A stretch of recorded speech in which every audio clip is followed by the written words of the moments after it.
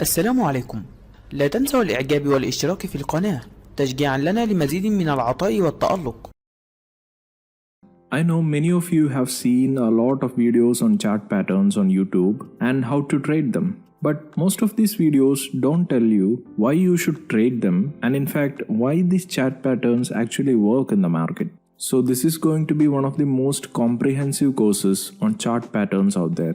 Many professional traders even sell paid courses on chart patterns that are worth thousands of rupees with very little content. But guess what? This course is completely free of cost and is exclusively for educational purposes only. So share it with all your fellow traders and friends. And if you are new to the channel, consider subscribing to the channel and also enable the bell icon so that you won't miss out on any upcoming videos. Part 1. We will discuss the entry criteria first. The most aggressive entry is when the price breaks above the neckline or the resistance. The idea is to wait for the breakout candle to close above the neckline and then take a long entry above the close price or the high price of the breakout candle. The advantage of this technique is that you will be able to enter into the trade very early and perhaps you will get the best possible entry price, but the main drawback is that the price could reverse and give a false breakout and might even hit your stop loss. The second entry technique is a breakout with build-up. Now this happens when we observe a tight consolidation of prices near the resistance level or neckline. So when you see a build-up at the resistance, it tells you that there is buying pressure willing to buy at higher prices despite profit taking and short selling from that level. Also, the traders who went short at that resistance level are likely to have their buy stop loss orders above the resistance level. So when the price breaks out of the resistance, these clusters of stop losses will provide fuel to push the prices even higher. And if the market breaks out above, you can straight away enter into a long trade, or you can wait for the candle to close and enter above the close or above the high of the breakout candle. The advantage of using this method is obviously the tight placement of stop losses and an improved reward to risk ratio and also a very good entry price. But the main drawback is when the range of the breakout candle is very huge and you will be buying at a much higher price. Now what if the market doesn't form a build-up or it forms a huge breakout candle and still continues to head higher? So if you miss both the above entries, the other method is to wait for a primary pullback in prices to happen. This technique helps you to catch the price move even after a breakout. So if the market breakout without forming a build-up, then we will wait for a primary pullback to occur, which is a temporary down move of prices with weak candles. And if the market does form a pullback, then you can look to go long on the break of the previous swing high or enter right away when the prices starts rising. And as I have mentioned, the best pullbacks are the ones with shallow retracement and small bodied candles. But what if we get a steep pullback with large bodied candles? What would we do then? So if the pullback is very deep, then we will wait for the price to retest the neckline or the previous resistance turn support level where we expect the buyers to come in.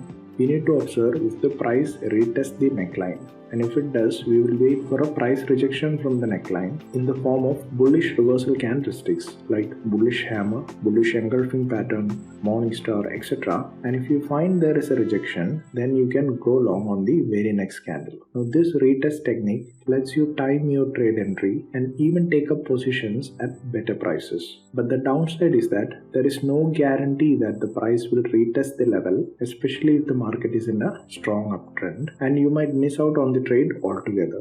Yet another important point to keep in mind is that the volume should decrease during the formation of the left shoulder and head, indicating a loss of interest in selling, and the volume should rise during the formation of the right shoulder and also during the breakout, confirming an increase in the buying pressure. So make sure you use the right entry techniques at the right times.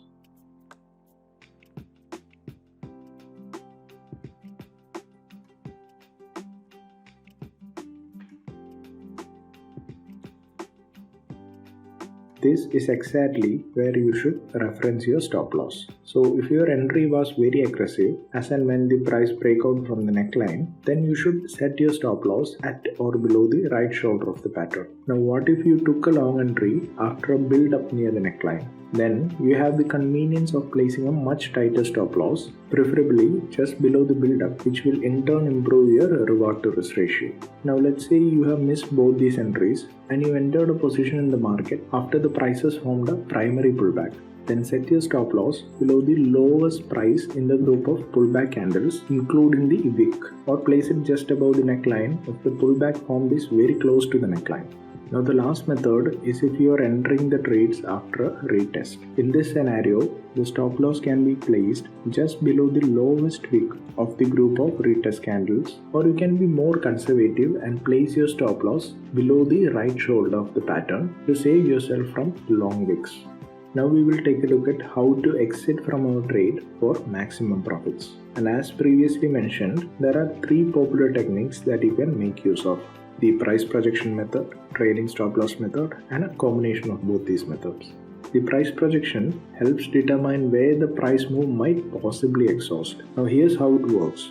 Just calculate the distance between the head and the neckline. Then project this distance upwards from the breakout point or neckline. This projected price point is where you should exit your trade. This price projection technique helps decide whether it's too late to enter a trade or not. And if the price is very close to reaching the price projection, then there's probably not much juice left in the move and you might want to skip the trade. But unlike the price projection technique, a trailing stop loss method does not use a fixed target profit. Instead, you trail your stop loss as the price moves in your favor so that you can ride the entire trend.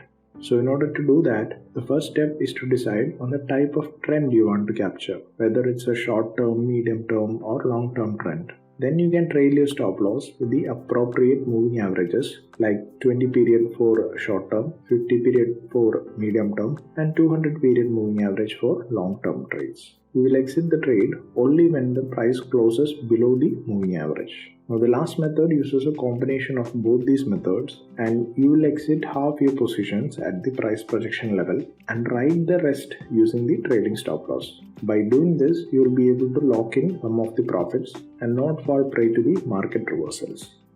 Let's move on to the third pattern, which is the double top pattern.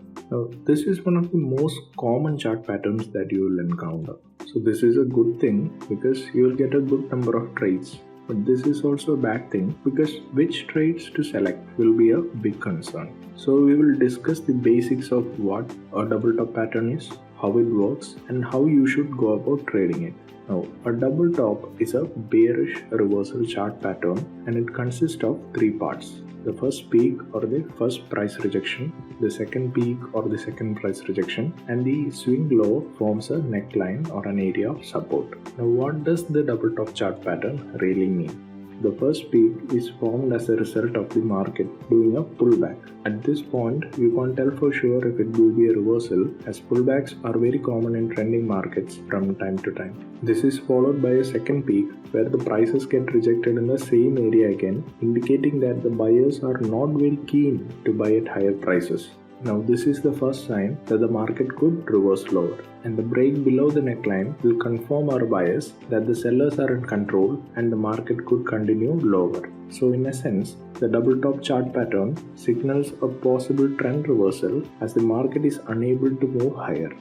But keep in mind that not all double top chart patterns are created equally. For example, if you spotted a double top when the market is in a strong uptrend, the chances are the market will continue heading higher, and the last thing you want to do is to go short or trade against the trend just because you have spotted a double top chart pattern.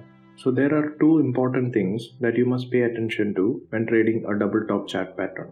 First of all, you need to see where and how the pattern forms, and secondly, how long does it take to form or the duration it takes to form the pattern. As I have already mentioned, you don't want to short a double top against a strong uptrend. And in addition to this, the space between the first and second peaks is also an important factor worth considering. This means you should probably avoid double tops with both their peaks very close to one another.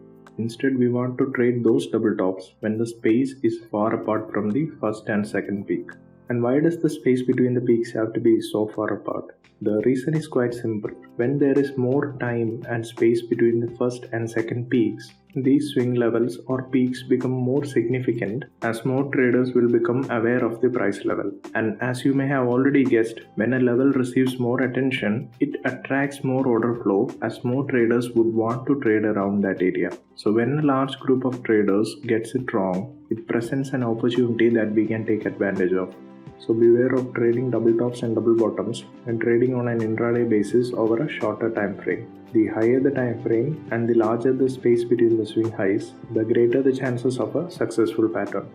Now most trading gurus will tell you to short the double top breakout when the price breaks below the neckline, and they will ask you to set the stop loss above the highs.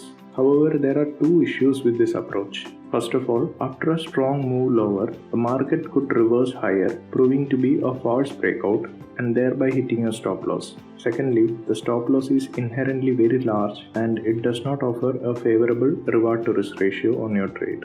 So there are a few ways that you السلام عليكم. لا تنسوا الإعجاب والاشتراك في القناة تشجيعا لنا لمزيد من العطاء والتألق.